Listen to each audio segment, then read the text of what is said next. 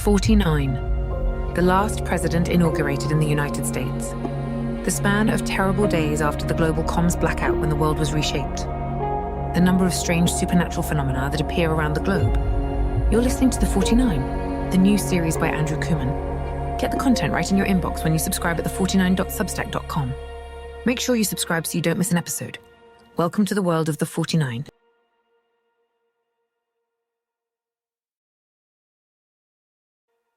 It was difficult to describe to anyone who had not been, to anyone who wouldn't go in.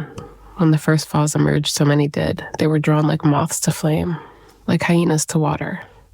The bishop had shown her newspaper clippings he kept in his office from a Foz in Wales over 100 years before, when people had similarly flocked from around England and across the ocean from America to see with their own eyes what was happening. Then it was music. Here, in Masquatchees, it was light.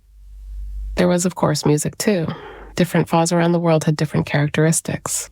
But all of them materialized with the phosphorescence that so strangely resembled the shifting, colorful waves of the northern lights, the aurora borealis. Sometimes it moved people to sing, to solitude, to quiet reverence. There was a funny meme that still circulated on social media of corridor billionaires holding hands, their faces superimposed over the lanky blue characters from the Avatar films, standing in loincloths around the bright tree of souls. From the outside, that was the view of the Foz, a sort of animistic nature cult where people achieved a meditative state and lived in a sort of mindless hive. But within the Foz, at least in Masquatchees, people went about their everyday lives, working the land, rearing their children, tending animals, creating stories and curriculum sent around the world. Online, there was even a drone quota that the region met. But there was no known surveillance. Drones were assembled, but the tech couldn't fly here. No matter what the corridor powers tried. It was just one of the mysteries of the Foz, and of course, why so many feared them.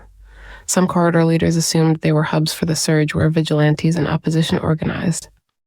Online conspiracy theorists called it alien, an energy from beyond the stars beginning to colonize Earth, somehow connected to the off-world project on Mars. All are welcome here. But only some, really, could come. Because no one could set the agenda under the Foz, and no one could control it. And though some would-be pilgrims turned around in terror, unwilling or unable to step into the Foz, it effused peace.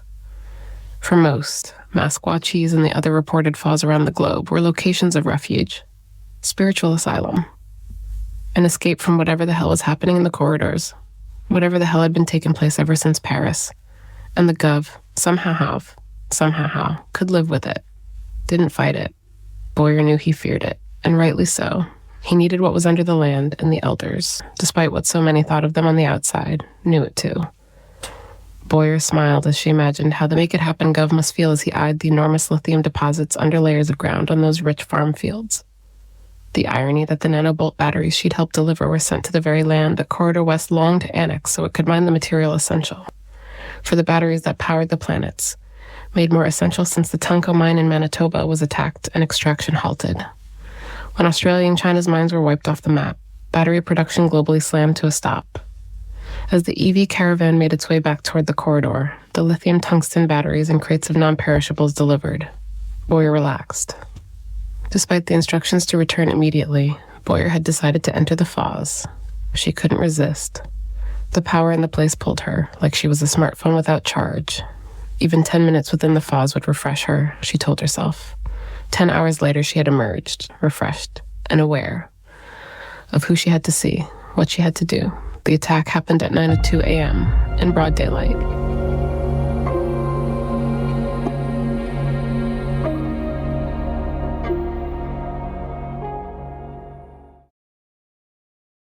I didn't do it. The words hung in the air. I know it doesn't matter now. I know there's nothing I can do to stop any of this, but I want you to know that. I want someone to know that. Diaz leaned his head back against the wall of the small cubicle. He was quiet, listening. I can't shake, though, the feeling that David, my son. What? Diaz prompted after the sentence hung in the air. That he's alive. The man looked at Diaz, a flash of, what was it, terror, hope? There's something strange about all of this. I know that probably sounds crazy, or you'll just blame it all on the drugs they pumped through me for the show. I'm not here to blame, Diaz said. Something doesn't add up. In former times, you'd have had a trial, a jury of peers, evidence. That's just it. The reel of footage they projected on the wall at the end of our episode when the drugs were fading and we both realized we were in the game. And I gotta say, I've watched this show 100 times and every time would yell at the screen at how stupid the contestants were, that they couldn't piece together that they were on trial. But there's something about the cocktail drugs, man. They really do wipe your memory. I'm sort of impressed by it, he laughed. Diaz wanted to say he was sorry, but he didn't want to interrupt the man's flow of thought. There was footage of the gun in that reel, and I knew something about it wasn't right. The second I saw it, I knew David was alive. Something deep inside, like a doubt beyond a reasonable doubt that released me from the fear that I might have done what I was accused of doing. And he saw it too. I saw that in her eyes before the droids pulled us apart. We both knew. So I can die in peace knowing I didn't kill my son. And if you see her, I want you to tell her that. He doesn't remember. Diaz realized. The man leaned back against the side of his cubicle and sighed. Will you see her too when she's released? Diaz shook his head. They just used me for last rites. I don't see the absolved contestants. A white lie. Rough line of work. Diaz nodded. So you're what, here by choice? The man asked. You're not one of the predator priests they're leveraging who has a lover locked up in a cell somewhere and a blackmail reel that could make him a contestant. 10 times over. Believe it or not, no. Diaz liked him. In fact, I used to go after those bastards. I met the Bishop of Massawa Cheese. Oh, we were the same that way. We both were hunting the predators. I did it as an independent journalist. He did it through his network of contacts. People who got clean in New Eden. You've been there? I have. Haderis and First Nations. The man rubbed his temples. It sounds like the start of a bad joke, like a priest and a rabbi walked into a bar. You're right. Diaz smiled. They both enjoyed the moment. A last joke ever to be shared. The moment had a faint glimmer of holiness to it. A last rite in itself. When were you at New Eden? The man asked, timidly. Before the first falls, at least that's what the bishop called it. The OG, the thing that set all this in motion. A falls before the falls. Diaz nodded. We became digital pen pals of sorts. Got to know each other because we were both trying to nail the Preds. Did you send them here? No, nothing like that. This game wasn't such a big thing back then. At least, not what it's become. But we set up some reckonings. So are the robes real? They are and they aren't. Diaz smiled. They were getting to it now. You're not just a journalist trying to get a story, posing. Diaz turned and looked at the man. He could see his eyes through the rectangle slat between them as though he wore the metal confession booth like a burqa. But ye are a chosen generation, a royal priesthood, and holy nation, a peculiar people, that ye should shew forth the praises of him who hath called you out of darkness into his marvelous light. I'm a priest in the classic sense, and I have every right, like you, to pray for anyone in need and comfort them with any word that I can. Diaz sat alone in the car. The world around him was a blur of green and gray. The lush land of what used to be called California was green outside the window he faced. He looked west, and behind him was the gray cement wall that towered over the boundary line that separated Corridor West from the outside world. It wasn't too long ago when a trip like this wasn't safe. Before the wall, when chaos ruled, the preppers predicted a 70% population reduction if there was a grid-wide blackout in the United States in a year. Even they were wrong. It took about 12 weeks. No one was really sure what happened, exactly, since the main satellite constellation was taken out, and it wasn't just power, but comms that went dark for most of the world. Militia fiefdoms emerged between the corridors and battled for dominance. While clear regional winners established themselves, they soon forged alliances that became known as the Surge.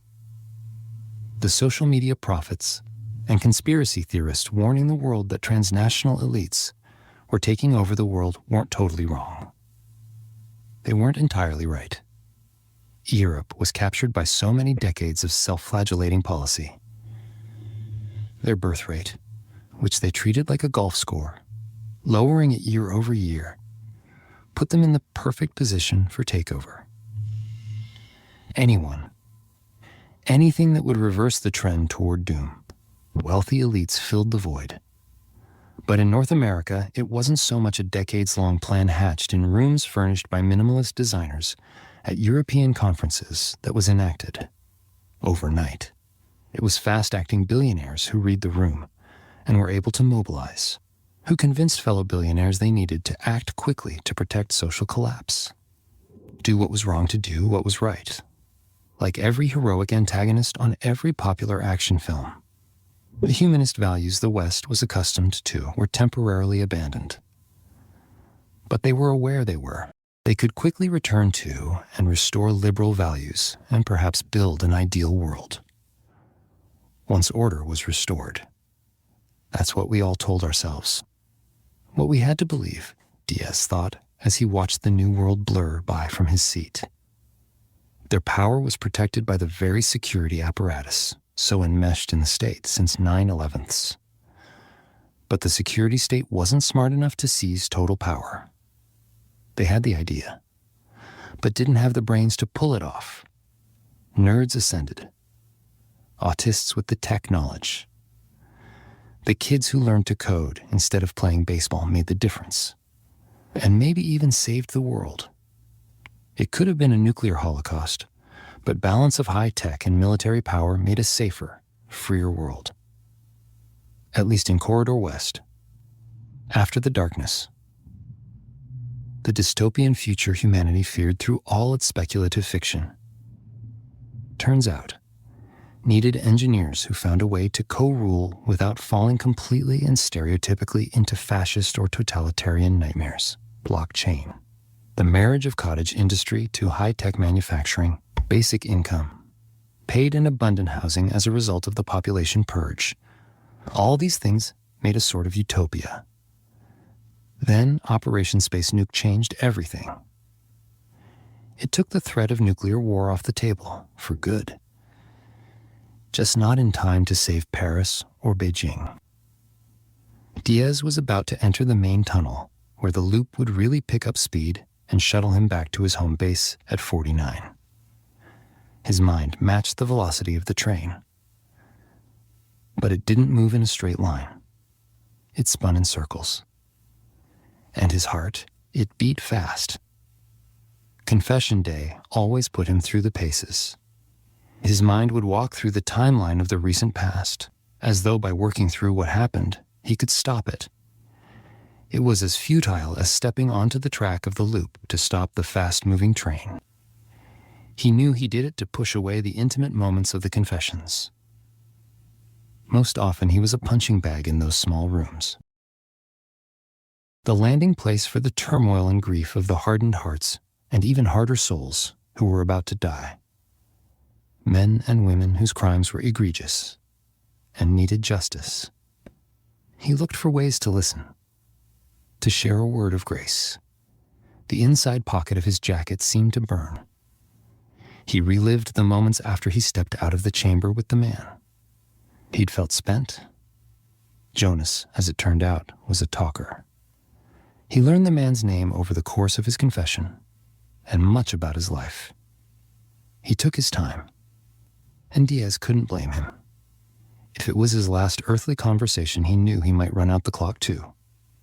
Of course, the efficient production team put a cap on the time. 1 hour was the maximum, and Jonas filled it. So when Diaz exited the booth after blessing the man and committing his soul to God, he was exhausted. The production manager was waiting with her clipboard, but she was holding up a crucifix. Diaz instinctively reached for his neck. It was still there, against his sternum. As he put on the robe she offered with one hand, he took the necklace from the other. The crew thought you'd want this. Where did you get it? It was in his things, she said, as she took the clipboard that she'd tucked under her armpit to deliver the warm robe and the artifact to him. And they're about to be archived. No known next of kin. Diaz turned and looked back at the door he moments earlier emerged from. That doesn't seem right. The production manager frowned and shrugged. Don't kill the messenger. I'll get you some food before your next confession. Do you want it, or should I put it back in his box of things? Diaz's index finger instinctively ran along the metal set into the wooden cross. It stopped at the base, which was indented, smoothed. Put it with my things, he'd smiled, tiredly. No need to act or pretend. I'll take it with me. Thank you. As the loop descended into the tunnel and the automated restraints pressed against his shoulders for the hyperspeed trip north, Diaz touched his hand over his heart, pressing his palm firmly against his chest. It was a gesture anyone on the other end of the security footage captured by the cameras would interpret as an outward sign of devotion. A priest in prayer. But Diaz was double-checking that the cross was still there. He knew it was, but feeling it there reassured him. It was there, underneath his palm, and he had only one thought. Why on earth did Jonas have it? It was the sheer boldness that surprised the corridor the most. Broad daylight, a clear day, when drones could be in the sky without any interference. At first, the cleanup team assumed the insurgents depended on the falls to dismantle the Gov's air power and phyto drones. The attack started so close to the boundary line of Masquatchis. Perhaps they thought the phosphorescence would render the tech dead. Boyer was in an in-between state, returning to her body way, ruminating on her time spent in the falls. Her arms and feet still ached with the signature mental burn, the almost painful tingling sensation that always accompanied her experience within the territory where the foes fell on her. Was it heat or was it extreme cold? She couldn't really tell. It didn't hurt, but it did alert her that she had stepped into a pocket of what the bishop called glory. Doxa. Her feet still tingled when she entered the EV. She rested her head against the window and looked out over the trees on the side of the road and whispered the words that crystallized into her minds. While she sat in the small parish. Movement in the trees pulled her out of her contemplation. All along the edge of the road, men in camo emerged from the brush. Boyer saw a woman pushing a wheelbarrow, running toward the first truck in the convoy. The woman's head was low, tucked between the two wooden arms of the wheelbarrow, running fast, her boots covered in mud. The truck at the front of the convoy was just about to reach a curve in the road that cut into a bank. The woman suddenly stopped running and heaved the wheelbarrow. As it cleared the bank and hurtled toward the truck, Boyer reached for the comms panel and slammed her hand against the interface and yelled IED.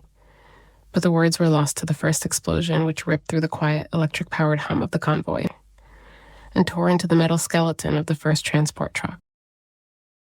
The front of the first transport truck seemed to drop into the ground, its front bumper slamming the earth as it disappeared into a ball of fire. The trailer in the back popped off the ground like a neck that snapped, swinging up against the hitch. It spun sideways and landed on its side, jackknifing as it crashed. It landed perpendicular to the road and blocked it. All this happened in a matter of a few seconds as a man and a woman, on opposite sides of the road, barreled toward the middle truck, the one directly in front of Boyer, with other improvised explosives. She watched, stunned, as two insurgents ran toward the bank that rose on the edge of the road on each side of the middle truck. The man pushed a child's tricycle which had a metal box fixed to the wheel, tied down with ropes and duct tape. The woman had a red metal wagon, the tongue and handle removed. She pushed the body of the wagon, her face close to the wheels, her chest near the ground. Boyer saw the first drone already in the sky. She heard the man shout now. And as both released their little improvised bombs, the woman was thrown back with a fatal shot from the armed drone. Half of her face was ripped off by the lethal shot, and she crumpled. As her body hit the ground, 2 balls of flame erupted and 2 quick blasts rocked the transport truck in front of Boyer. It looked like an invisible foot kicked it in the ribs, and the metal ripped open, indented like an aluminum can. The blasts popped Boyer's EV momentarily off the ground. Shrapnel flew through the air and splattered the wide, curved glass of the cab where Boyer sat. The vehicle slammed back to the ground. The glass remained intact, but it was cracked and pockmarked. A drone turned its guns on the man who rolled and dodged a line of bullets that ripped up the ground near him in bursts of soil and grass. The ground suddenly looked like water drops as 2 drones aimed and fired. He dropped out of Boyer's eyeline. Her vehicle now stopped and tried to reverse. The light around the steering wheel was red, which meant someone at the headquarters of the Gov had taken over remotely. There was an override procedure that she could attempt, but there was nowhere for her to drive. Over the comms, she heard a female voice say, "Stay in the vehicle. There is body armor in the compartment near the driver's side door." "I'm a sitting duck," Boyer said. She was calm, Who are they? She asked as she looked through the cabinet. There were 2 AR-15s, a comms pack, not much else. Unidentified, the woman's voice again. They've got to know we dropped the supplies already. Put on the vest. Await instructions.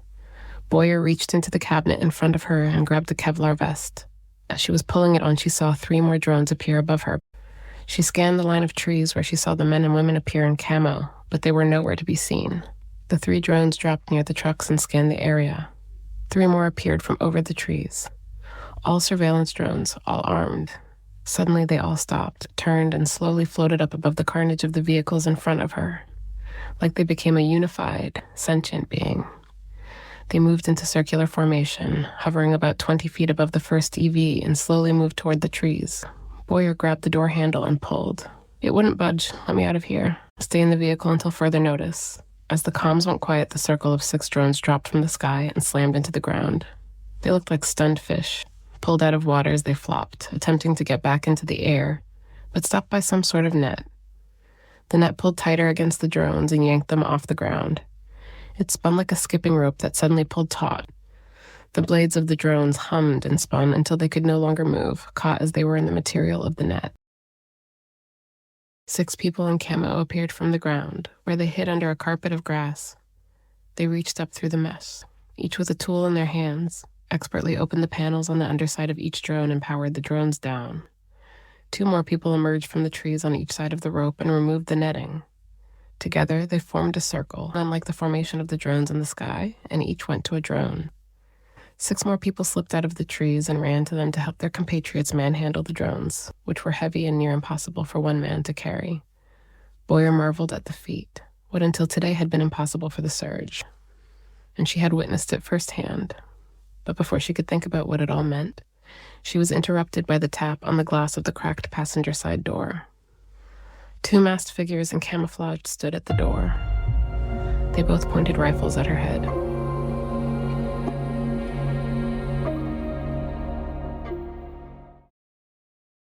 The man signaled at Boyer, "Get out of the vehicle." "The door's jammed. I can't get out," she said. She knew he couldn't hear her, but he got the gist.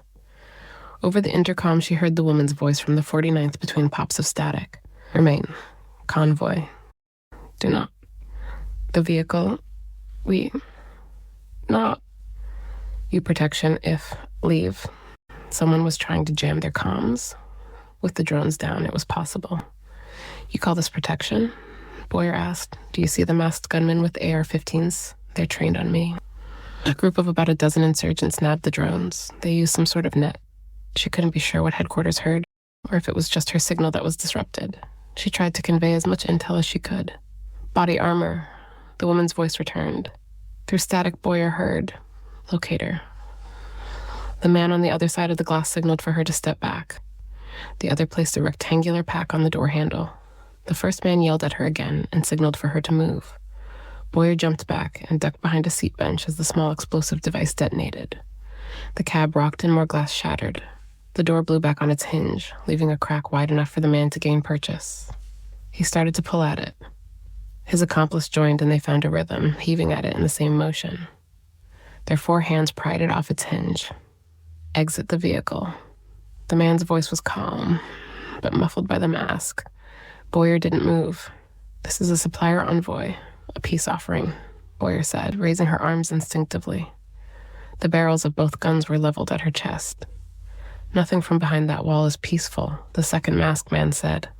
Suddenly, the unmistakable sound of drones could be heard in the distance. The men looked to the trees and signaled to the group who had netted the crashed drones. "Start to move." They responded quickly, hauling the grounded machines in pairs, then started to disappear into the trees. "We gotta fly joyride," the leader of the duo said. He took Boyer by the arm and pulled her through the crumpled door. "Grab those guns," he said to his partner. "They're bio-coded weapons," Boyer said, pulling her arm out of his grip. "They'll be no use." The drones were supposed to be untouchable, too. Joyride pushed past Boyer and entered the cab. He grabbed the rifles. He swung them over his shoulder by the straps, then stepped further inside the EV. "Hey, come on. These drones will be here in less than a minute." "Take her. I'll see what I can salvage." Without another word, the man grabbed her arm again and they started to move, pulling Boyer with him toward the trees. "Get your hands off me," she said, and ripped her arm from his grip again. I'll walk, she said. You've got a rifle. I'm unarmed. I don't want to get shot today.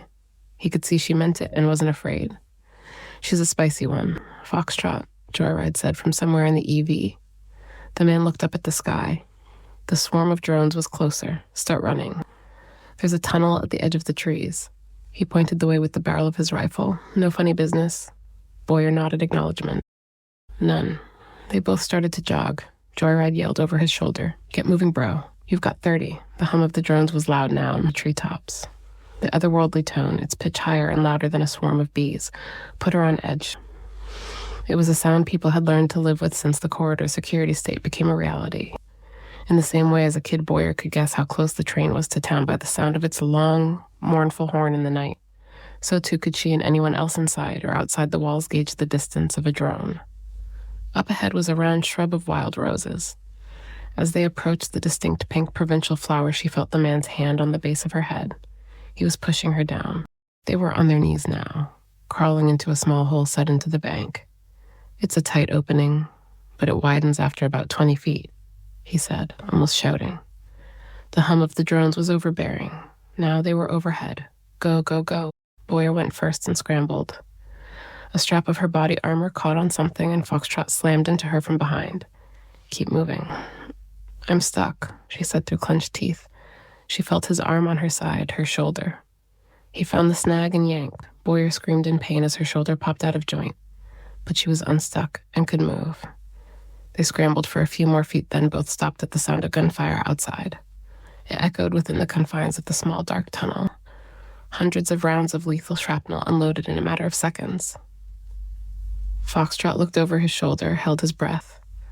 Silence mixed with the acrid smell of burnt chemicals and sulfur filled the small chamber. Suddenly, the little tunnel got even more crowded as Joyride somersaulted into the space, hooting and swearing and laughing all at once. You fool. I thought for sure you were dead, said Foxtrot. He turned and bumped his friend on the fist. Takes more than 10 armed drones to kill this Joyride, was the response. But can we get moving? I have claustrophobia already. Boyer started to move again. Her shoulder pulsed with pain with every motion. Up ahead, she could see faint, warm light. They were in a wide chamber now, lit by a naked LED bulb plugged into an extension cord that was duct taped to a flat rock wall. Was it worth it? Foxtrot asked when they stopped moving once they were all out of the tight tunnel. You bet, baby, Joyride said as he stood and stretched. 2 AR-15 6 protein bars, 4 bottles of water, a first aid kit. He paused as he reached into the side pocket on his cargo pants to reveal the real prize. And some lip chap. That's mine, Boyer said without thinking, surprised at how important the lip balm seemed to her in the moment. Foxtrot took it out of Joyride's hand and passed the little tube to her. There's a battery pack, too. Joyride held them up and Foxtrot whistled. 2. They look rechargeable. Worth risking your life for? To Boyer, Foxtrot sounded angry. What do you mean, was it worth it? I'd do it again for the protein bars alone. Joyride pulled off his mask as she said it, and Boyer couldn't hide her surprise. A kid no older than 16 with a dumb grin appeared from behind the mask. He was missing a tooth, his right canine. What are you, 12? She asked. His grin disappeared. Older than this guy, he said. He threw a water bottle at Foxtrot. By about 7 minutes. Foxtrot pulled off his mask, and Boyer did a double take. Clones? She asked, staring at Joyride now. The similarity was uncanny. She stared at his exact replica. He smiled now. A full set of teeth. In the olden days, they called us twins. We're all natural, ma'am. Ma'am? She asked, more surprised than offended. We respect our elders out here. By kidnapping them at gunpoint and destroying their envoy. I'd hate to see you disrespect me. Sorry about that. We thought it was droid only, but turns out there were no droids at all, which sucks. Well, it was a fool's mission to attack. They'll hunt you down, with the full power of the corridor against you. Are you someone important? Joyride asked. He took a bite of a protein bar. I'm no one, but they'll still send the muscle to get you. They'll be coming after from land and sky just to make an example of you. The games around this will be historic. Boyer winced in pain. They'll send some Fidos soon. You better get moving. Foxtrot grabbed the first aid kit, unzipped it, and rifled through the contents. There's like a year's supply of meds in here, he whispered. He found a small roll of stickers and pulled one off. Let me see that shoulder. Boyer unzipped her Kevlar jacket and winced as she pulled her shirt down to expose her shoulder. Foxtrot pulled off a round sticker and gently placed it above her bicep. When it stuck to her skin, LED light appeared. Awesome. I saw these on YouTube. The Israeli military developed them for medics in the field. Joyride. Check this. Joyride walked over and Foxtrot handed him a booklet that was in the kit. What does the field guy say for a dislocated shoulder for a female in her late 30s? Are you kidding me? Boyer said through clenched teeth, the pain overcoming her. Give me a 5.5. That should knock out the pain, but keep me lucid. Foxtrot swiped his finger along the LED until 5.5 bars appeared. 5.5, he said out loud. Boyer looked over her shoulder at him when he hesitated. It's double tap, then you're done. Foxtrot complied. When he did, a wave of a release instantly rolled through Boyer's body, starting at her shoulder, then down through her arm to her fingers. A shock of electricity then jumped from her shoulder up her neck, and she had to shut her eyes. It was like she got hit in the face with a warm snowball, warm shards of icy glass puncturing her cheekbones from the inside, then melting against her skin, like strong fingers massaged her temples, neck, cheek. She took a breath. She couldn't help but smile and let out an audible sigh. Are you Mossad or something? Joyride asked. Boyer laughed at this. No, I told you. I'm no one. But I was a frontline support for refugees entering New Eden, so I'm trusted, or at least tolerated, by the governor. The brothers looked at each other. Their swagger suddenly snatched, like an EMP just hit their megawatt smiles. Yeah, you guys really messed up. Now you have the corridor and the Foz after you. Thanks for listening to this portion of The 49 by Andrew Kooman. New content drops for paid subscribers every Monday at the49.substack.com. That's the49.substack.com. On Tuesdays, we release new audio on all your favorite podcast platforms. If you like what you're hearing, make sure you subscribe and to share it with a friend. Thanks for listening to The 49.